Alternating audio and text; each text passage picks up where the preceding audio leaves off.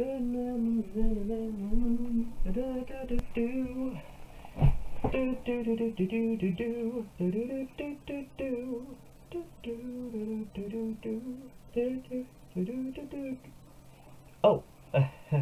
hello, welcome to the Anorak Review Show with your host, the Anorak. Sorry, I was busy, bit sidetracked with a little side project of mine. It's probably not something too important. It probably won't delve into a big storyline or something. But anyways, today I'm talking about the debut album of a band that more of what's seen as a kind of romantic kind of band, considering it's the end of the month of love and all that.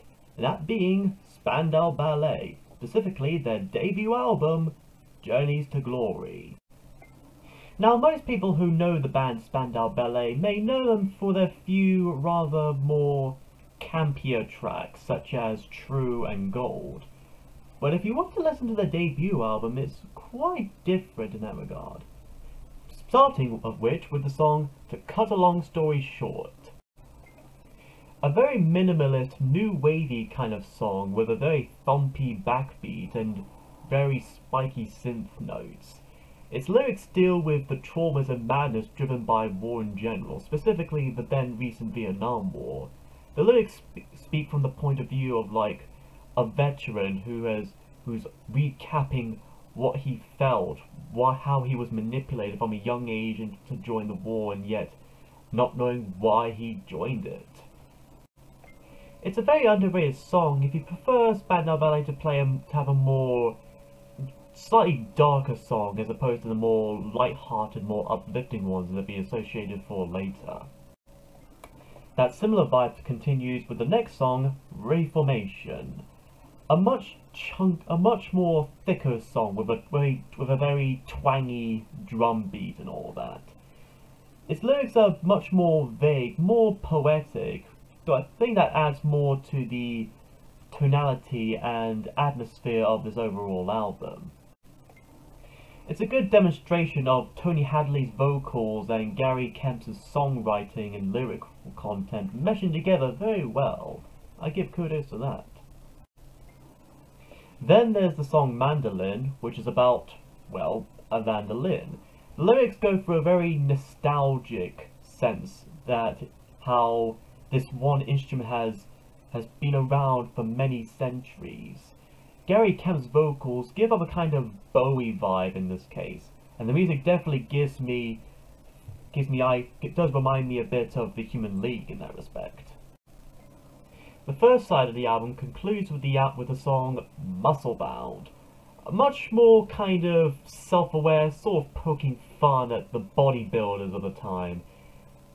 It's another catchy tune of theirs with lyrics. Work till you're muscle bound all night long. Work till you're muscle bound all night long. I think it's meant to be unintentionally or intentionally humorous, if you look at it in that way, and I think that kind of makes it more enjoyable.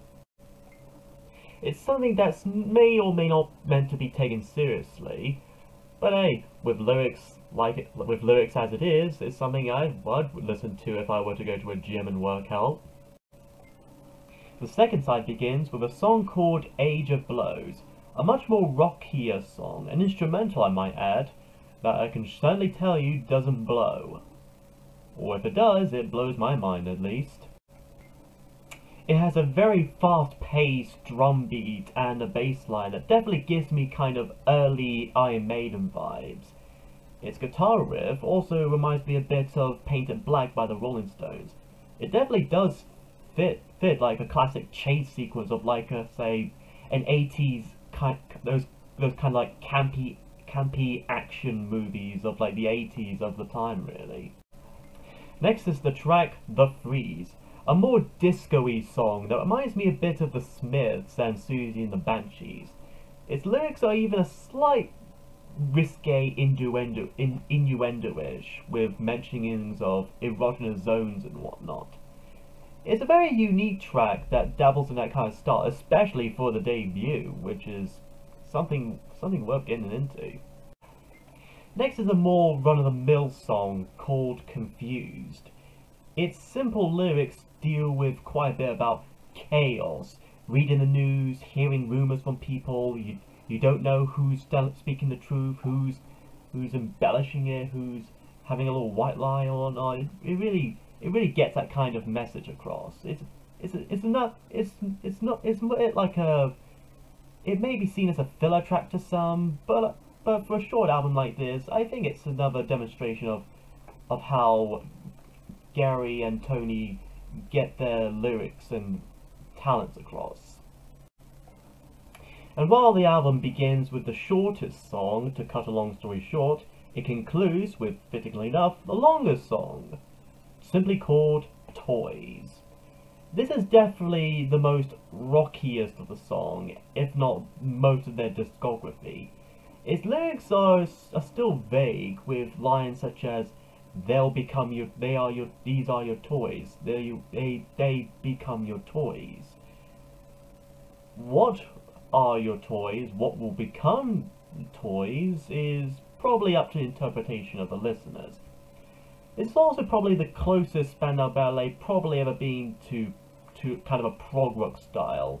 Its riffs and vocals give off a kind of Clash vibe, and even reminds me a bit of 10538 Overture by ELO.